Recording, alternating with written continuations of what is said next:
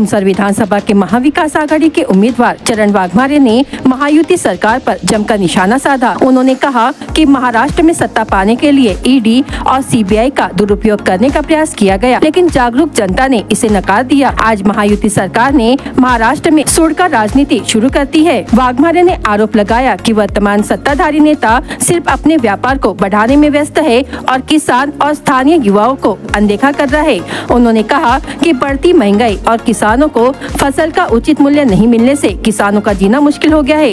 वाघमारे ने कहा कि गद्दारों को 50 खोके और बहनों को सिर्फ 1500 का संतोष और जनता ने बदलाव का आह्वान किया है। लोकसभेच्या निवडणुकीत आपण पाहिलं ज्या पद्धतीनं यांनी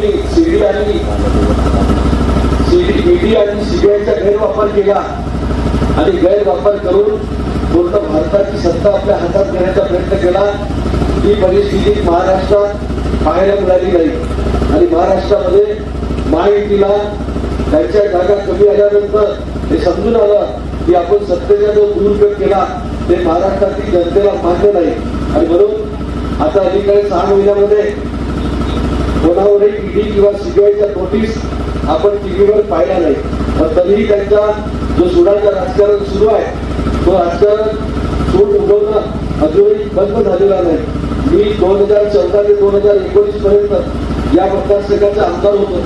तुमच्या मताची किंमत पैशाला ठरवता येत नाही, तर ती कामाने ठरवली पाहिजे। निवड आपण ज्याला आमदार म्हणून निवडून देतो तो त्यांच्या स्वतःच्या स्वार्थासाठी त्यांना आमदारकीचे पूर्ण दिवस घालवण्यापेक्षा ते जनतेच्या सेवेत आले पाहिजे।